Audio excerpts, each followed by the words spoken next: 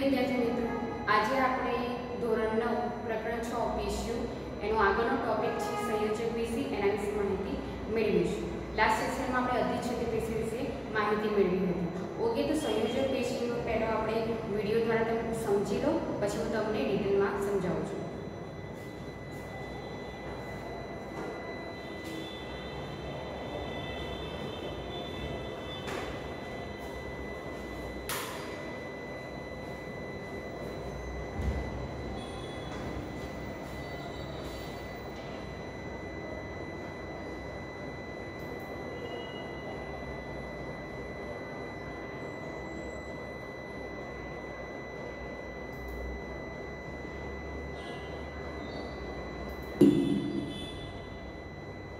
रचना के अंगों ने जोड़े छे अथवा आधार आपे छे ते पेशीने संयोजक पेशी कहे छे।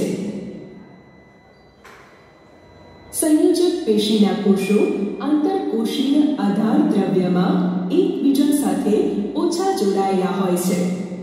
आधार द्रव्यનો ગુણધર્મ, ઘનતા અને પ્રમાણ વિશિષ્ટ સંયોજક પેશીના કાર્યને અનુસરીને પરિવર્તનશીલ રહે છે। आ अंतरकोशीय द्रव्य जेली जेवुं उदाहरण तरीके चरबी अने तंतु घटक पेशी, प्रवाही जेम के रुधिर, घनता धरावतुं जेम के अस्थि अने बरड होय छे जेम के स्नायुबंध अने अस्थिबंध।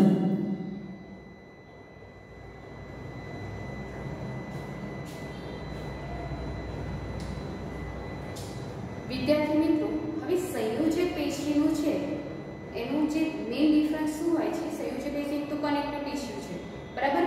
એટલે કે કનેક્શન કરે છે એક પેશીથી બીજી પેશીમાં, જોડાણ ધરાવે છે, એટલા માટે સંયોજક પેશીને શું કહેવાય? સંયોજક પેશી કહેવાય છે। એટલે કનેક્ટિવ કે એકબીજાથી જોડાણ ધરાવે છે અથવા આધાર આપે છે એવી પેશીને સંયોજક પેશી કહેવાય છે। હવે સંયોજક પેશીના કોષો આધાર દ્રવ્યમાં ખૂંપેલા હોય છે, આંતરકોષીય આધાર દ્રવ્યમાં ખૂંપેલા હોય છે।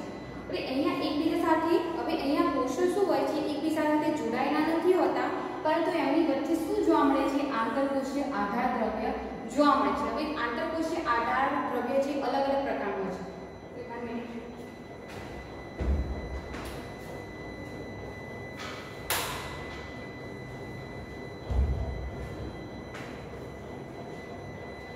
આંતરકોષીય આધાર દ્રવ્ય અલગ અલગ પ્રકારનું હોય છે અને એનું પ્રકાર કેમ અલગ હોય છે? કારણ કે એનું કાર્ય પણ જે કોષમાં હોય એનું કાર્ય અલગ અલગ હોય છે। હવે આંતરકોષીય આધાર દ્રવ્ય કાં તો ઝેરી જેવું હોય, એટલે કે ચરબી અને તંતુ ઘટક પેશીમાં જોવા મળે છે। બીજું આધારકોષીય દ્રવ્ય પ્રવાહી જેવું, તો એ રુધિરમાં જોવા મળશે। પછી ઘનતાવાળું હોય, એટલે કે ઘનતા પ્રકારનું આધાર દ્રવ્ય હોય તે ક્યાં જોવા મળે? અસ્થિ પેશીમાં।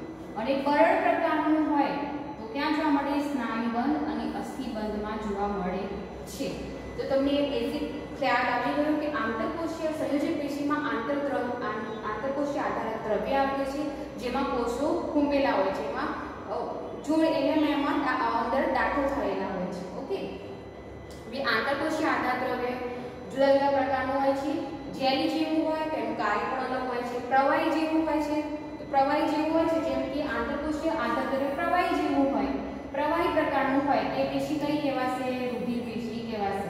તેનું કાર્ય શું છે? આપણને ખબર જ છે, પોષક દ્રવ્યનું વહન કરવાનું। એવી રીતે જેમાં આંતરકોષીય દ્રવ્ય અલગ અલગ પ્રકારનું છે, જેલી જેવું, પ્રવાહી જેવું, ઘનતા જેવું અને બરડ જેવું। તો જેલી જેવું ક્યાં જોવા મળે છે? ચરબી અને તંતુ ઘટક પેશીમાં, પ્રવાહી રુધિર પેશીમાં, ઘનતાવાળું હોય તો અસ્થિ પેશીમાં અને બરડ પ્રકારનું હોય તો સ્નાયુબંધ અને અસ્થિબંધમાં જોવા મળે છે। ઓકે,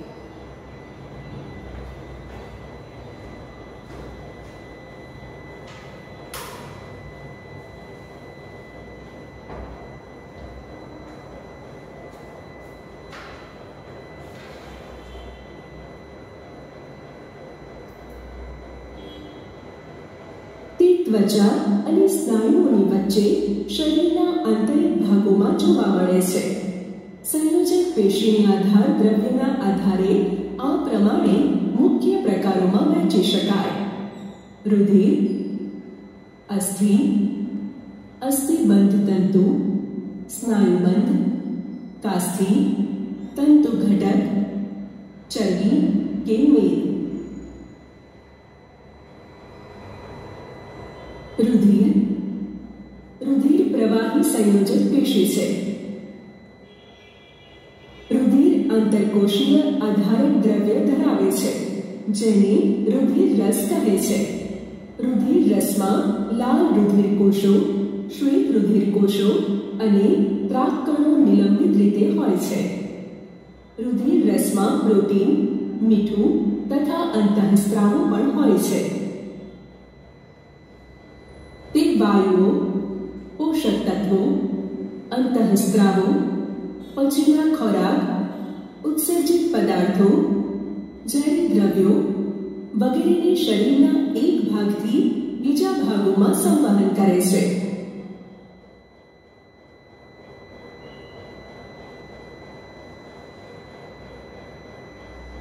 અસ્થિ. તે સખત અને અસ્થિતિસ્થાપક પેશી છે. અસ્થિ કોષો સખત આંતરકોશીય આધારક દ્રવ્યમાં ગોઠવાયેલા હોય છે. આ દ્રવ્ય કેલ્શિયમ અને ફોસ્ફરસના બનેલ હોય છે. તે શરીરને આધાર આપતું માળખું રચે છે.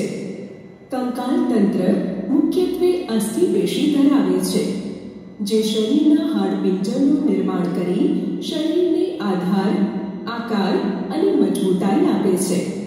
તે શરીરના કોમળ અને નાજુક અંગોને આધાર આપે છે, જેમ કે મગજ, હૃદય.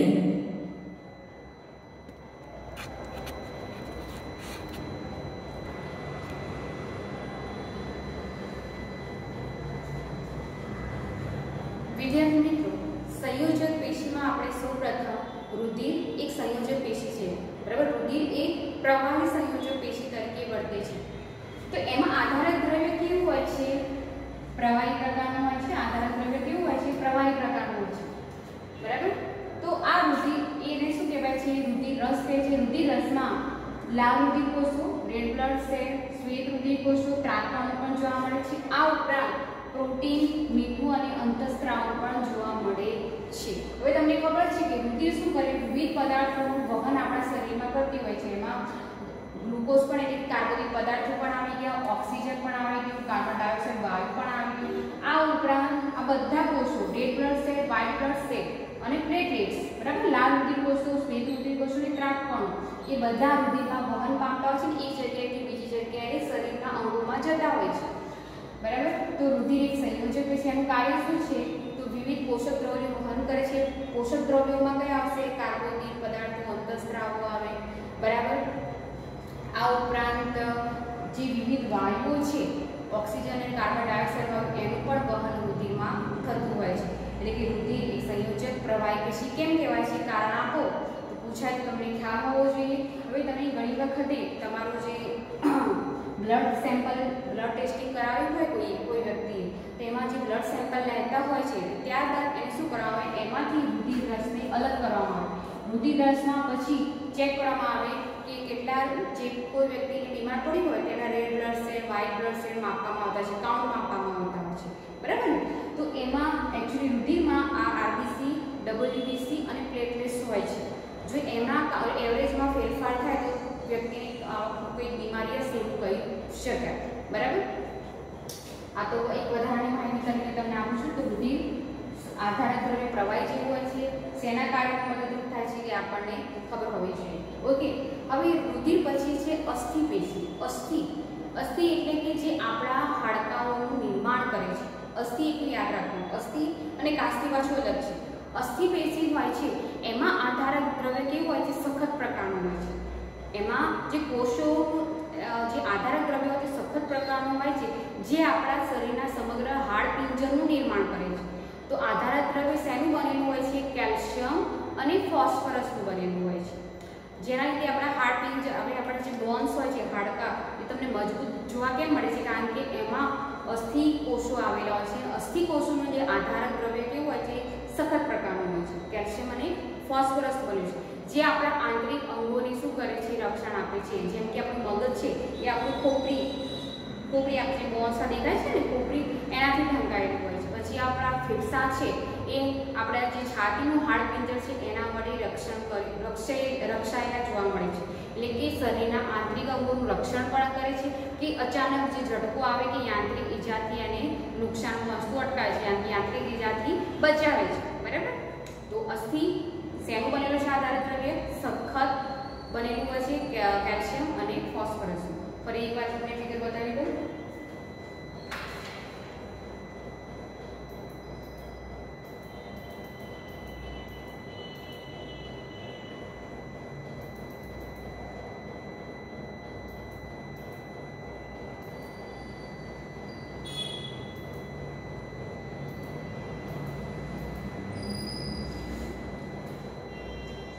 વિદ્યાર્થી મિત્રો, તમે અહીંયા જોઈ શકો છો કે અસ્થિ પેશીની જે રચના બતાવી છે, તો અહીંયા અસ્થિ પેશી હોય છે એ કેલ્શિયમ અને ફોસ્ફરસના બનેલું આધારક દ્રવ્ય છે, એટલે સખત હોય છે, જે આપણા શરીરના હાડપિંજરનું નિર્માણ કરે છે અને શરીરની ચોક્કસ આકાર, મજબૂતાઈ અને આધાર આપવાનું કાર્ય કરે છે।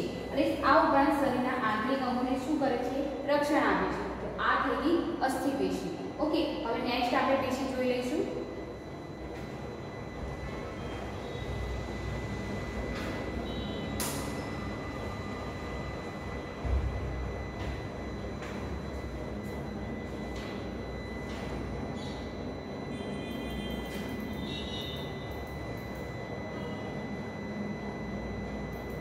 અસ્થિબંધ તંતુ બે નજીકના કે ક્રમિક અસ્થિઓ એકબીજા સાથે એક અન્ય સંયોજક પેશી દ્વારા જોડાય છે, તેને અસ્થિબંધ સ્નાયુ કે અસ્થિબંધ તંતુ કહે છે। અસ્થિબંધ ઓછું આધારક દ્રવ્ય ધરાવે છે। આ પેશી ખૂબ જ સ્થિતિસ્થાપક અને મજબૂત હોય છે।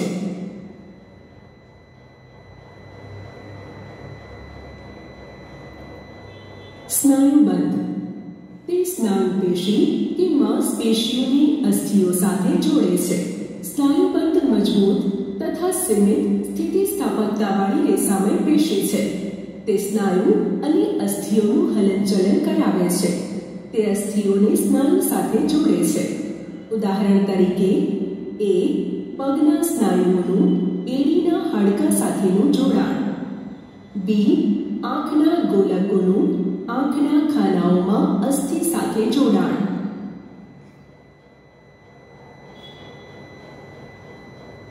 કાસ્થિ એક અન્ય પ્રકારની સંયોજક પેશી છે, જેમાં કોષો વચ્ચે પર્યાપ્ત સ્થાન હોય છે। તેનું આંતરકોષીય આધારક દ્રવ્ય પ્રોટીન અને શર્કરાનું બનેલું હોય છે। કાસ્થિ નાક, કાન, શ્વાસનળી અને ગળામાં હાજર હોય છે। કાસ્થિ અસ્થિઓના સાંધાઓને લીસા બનાવે છે। તે શરીરના ભાગોને આધાર અને નમ્યતા આપે છે। આપણે કાનના કાસ્થિને વાળી શકીએ છીએ, પરંતુ હાથના અસ્થિને વાળી શકતા નથી। આ બંને પેશીઓ અલગ છે। અસ્થિ મજબૂત અને અસ્થિતિસ્થાપક હોય છે, જ્યારે કાસ્થિ નમ્યતા ધરાવે છે।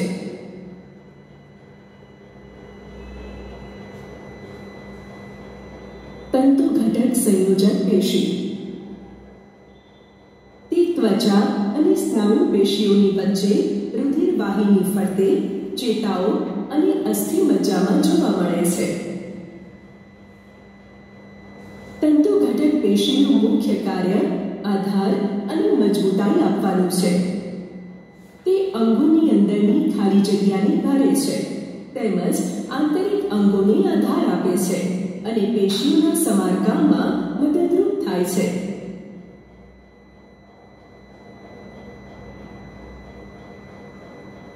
ચરબી કે મેદ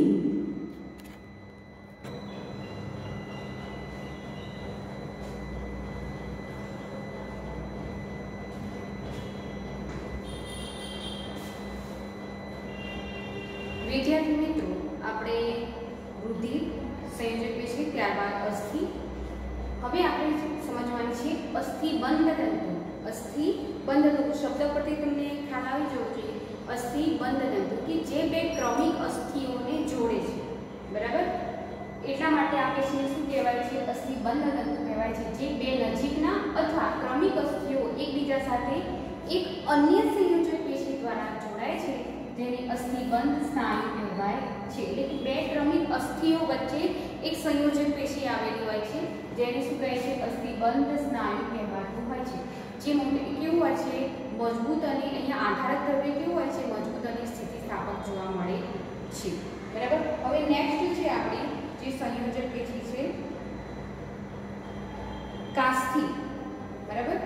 તો કાસ્થિ અને આસ્થિ વચ્ચે બે ડિફરન્સ શું છે? હવે આસ્થિ હોય છે એ મજબૂત અને સ્થિતિસ્થાપક હોય છે. ઉદાહરણ તરીકે આપણા જે આપણું એડીનું હાડકું છે અને પગનું જે સ્નાયુ છે, એડીનું હાડકું અને પગનું જે સ્નાયુ છે, એટલે બે ક્રમિક અસ્થિઓ છે એમ જોડાણ અહીંયા જોવા મળતું હોય છે, તે સ્થિતિસ્થાપક હોય છે. એટલે અસ્થિઓને આપણે શું કરી શકીએ? હલનચલન છે પણ વાળી શકતા નથી. તો કાસ્થિ અલગ પ્રકારનું છે, બરાબર. કાસ્થિ અમે જોઈ લઈએ.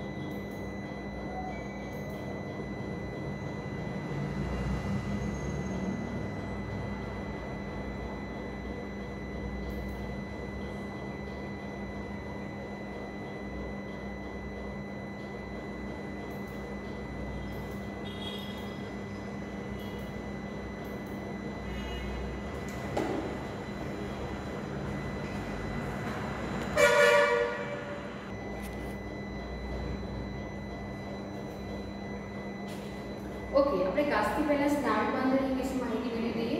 જેમ અસ્થિઓ બે ક્રમિક અસ્થિઓને શું જોઈન્ટ કરી સંયોજક પેશી દ્વારા જોડાય એને અસ્થિબંધ કહેવાય. એમાં આધારક દ્રવ્ય ઓછું હોય છે, મજબૂત અને સ્થિતિસ્થાપક હોય છે. અને અંગ્રેજીમાં શું કહેવાય છે? લિગામેન્ટ પણ કહેવાય છે. આપણું જે ઘૂંટણનું જે લિગામેન્ટ કહેવાય એ પણ એમાં કઈ પેશી જોવા મળે છે? અસ્થિબંધ, કે બે અસ્થિઓને જોડે છે. ઘૂંટણ શું કરે છે? પગ, તમારા જે પગનું જે હાડકું છે ઉપર શાખાનું હાડકું છે, બરાબર. એટલે ઢીંચણમાં આપણે જે જોડાય છે બે એના વચ્ચે, એટલે કે તમે જે ઢીંચણ કહો છો ઢાંકણી, એની વચ્ચે આધારક દ્રવ્ય ઓછું હોય છે, મજબૂત અને સ્થિતિસ્થાપક જોવા મળે છે. તો એ શેનું ઉદાહરણ છે? અસ્થિબંધ, કે બે ક્રમિક અસ્થિઓને જોડે છે, બરાબર. બે ક્રમિક અસ્થિઓ, એટલે કે તમારું ઉદાહરણ તમને આપું કે અહીંયા તમારા ટેક્સ્ટબુકમાં નથી, પરંતુ હું તમને કહું કે અસ્થિબંધ એટલે કે તમારા જે પગનું હાડકું, શાખાનું હાડકું, એની વચ્ચે આધારક દ્રવ્ય ઓછું હોય છે, જેના કારણે શું કહે આપણે મૂવમેન્ટ કરી શકીએ છીએ. સ્થિતિસ્થાપક હોય છે, મજબૂત હોય છે, તે આપણું લિગામેન્ટ ઢીંચણનું, બરાબર. તો એ અસ્થિબંધનું ઉદાહરણ છે. ઓકે, હવે સ્નાયુબંધમાં શું હોય છે? કે સ્નાયુઓ અને અસ્થિ વચ્ચે જોડાણ હોય છે. અહીંયા જે પેશી સ્નાયુબંધ પેશી શું કરે છે? સ્નાયુઓ અને અસ્થિઓનું જે જોડાણ હોય, સંયોજક પેશી જે હોય છે એને સ્નાયુબંધ કહેવાય છે. એના કારણે શું થાય છે કે અહીંયા અસ્થિ, એટલે અસ્થિ શું છે? અહીંયા તમારું એડીનું હાડકું, પગનું હાડકું અને સ્નાયુ, એ વચ્ચે જે જોડાણ, આ બે વચ્ચેનું જે જોડાણ છે એ સ્નાયુબંધ દ્વારા જોઈન્ટ હોય છે. સ્નાયુબંધ સંયોજક પેશી તેમાં આવેલી હોય છે, જેના કારણે આપણે પગની મૂવમેન્ટ કરી શકીએ છીએ, બરાબર. આપણા સ્નાયુઓ દ્વારા તો આપણા એડીનું હાડકું, પગના હાડકાને મૂવમેન્ટ કરી શકાય છે ને, બરાબર. તો ત્યાં શું આવેલું હોય છે? સ્નાયુબંધ પેશી, સ્નાયુબંધ સંયોજક પેશી આવેલી હોય છે. ઓકે, હવે અસ્થિ વિશે માહિતી મેળવીએ.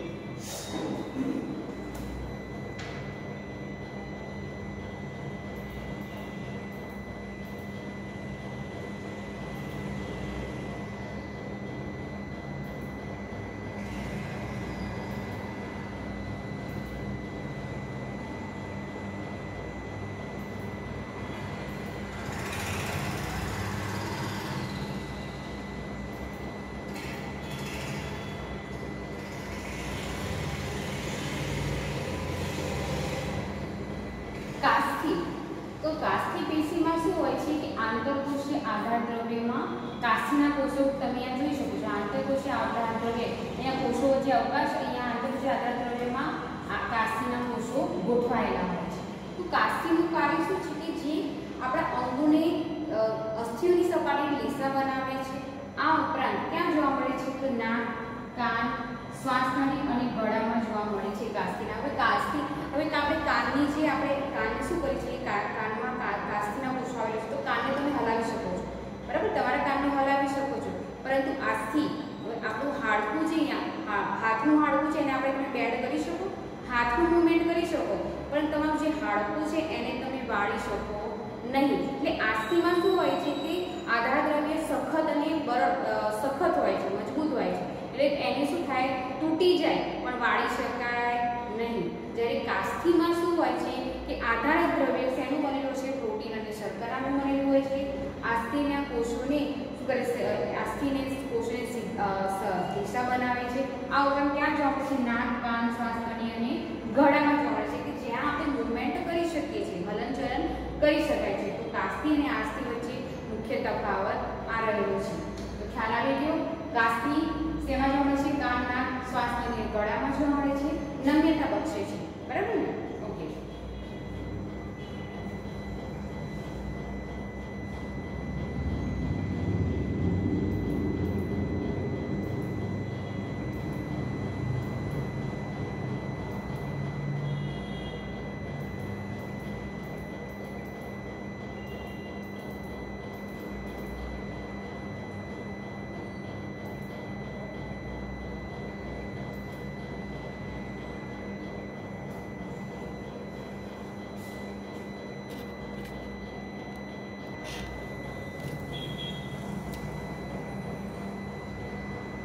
હવે આપણે જે નેક્સ્ટ સંયોજક પેશી છે તંતુ ઘટક સંયોજક પેશી. તંતુ ઘટક સંયોજક પેશી ક્યાં જોવા મળે છે તો સ્નાયુ પેશીઓની વચ્ચે, બરાબર, ત્વચા અને સ્નાયુ પેશીઓની વચ્ચે જોવા મળે છે. આ ઉપરાંત રુધિરવાહિનીઓની ફરતે આપણા શરીરમાં જે ધમની અને શિરાઓ છે, બરાબર, ને રુધિરવાહિનીઓ કહેવાય. તો રુધિરવાહિનીઓની ફરતે પણ શું આવેલો છે તંતુ ઘટક સંયોજક પેશી. ચેતાઓ હોય ત્યાં પણ આપણને તંતુ ઘટક સંયોજક પેશી જોવા મળે છે. આ ઉપરાંત અસ્થિ મજ્જામાં પણ કઈ પેશી તંતુ ઘટક સંયોજક પેશી આવેલી હોય છે. તો આનું કાર્ય શું છે તો તંતુ ઘટક સંયોજક પેશી એ પેશીઓના સમારકામમાં મદદરૂપ થાય છે. આ ઉપરાંત વિવિધ પેશીઓને આધાર આપવાનું કાર્ય કરે છે. આટલું તમારે ફક્ત તંતુ ઘટક સંયોજક પેશી વિશે લખવાનું છે. એટલું તમારે માહિતી આ ટેક્સ્ટબુકમાં આપેલી છે. રુધિર સ્નાયુ પેશીઓની વચ્ચે રુધિરવાહિનીઓની ફરતે ચેતાઓ ત્યાં અને અસ્થિ મજ્જાઓમાં જોવા મળતી હોય છે તંતુ ઘટક સંયોજક પેશી. એનું કાર્ય પેશીઓના સમારકામમાં મદદરૂપ થાય છે. આ ઉપરાંત પેશીઓની યાંત્રિક મજબૂતાઈ પણ બક્ષે છે. ઓકે, નેક્સ્ટ છે તમારી મેદપૂર્ણ પેશી. હવે આપણા જે ત્વચા હોય છે, ત્વચા નીચે તમને ચરબીનો સંગ્રહ જોવા મળે છે.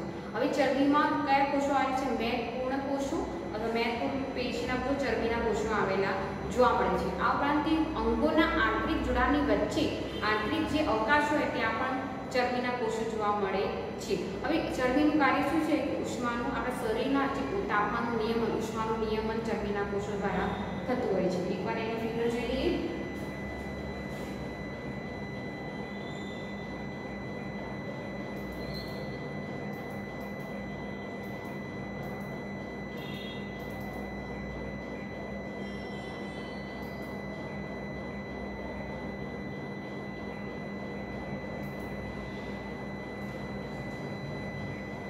વિદ્યાર્થી મિત્રો, અહીં તમે જોઈ શકો છો કે ચરબીના કોષો આવેલા છે. ચરબીના કોષો ચરબીના ગોલકો અહીંયા દેખી શકાય ચરબીથી ભરેલા હોય છે, બરાબર, જે અંગોના આંતરિક અવકાશ હોય ત્યાં જોવા મળે છે. આ ઉપરાંત ત્વચાની નીચે, આપણી ચામડી નીચે પણ ચરબીના કોષો જોઈ શકાય છે.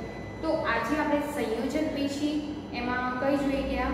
એક તો અસ્થિ, કાસ્થિ, અસ્થિબંધ, સ્નાયુબંધ, રુધિર, પછી તંતુ ઘટક સંયોજક પેશી અને છેલ્લે આપણે મેદપૂર્ણ પેશી. ઘણી વખત એક્ઝામમાં કોઈ પેશીની આકૃતિ આપી હોય અને તમને આઈડેન્ટિફાઈ કરવાનું કે આ કોષ કયો છે, બરાબર, તો તમને ખબર હોવી જોઈએ. તો આ ચરબી, ઘણી વખત ચરબીના કોષો અથવા મેદપૂર્ણ કોષોની પણ આકૃતિ આપેલી હોય છે. ઓકે, તો સંયોજક પેશી, હવે આપણે પ્રાણી પેશીમાં જે સૌથી મોટા એટલે કે વધારે પ્રકાર છે તો અધિચ્છદીય પેશીના છે. એ 6 પ્રકાર જોઈ ગયા.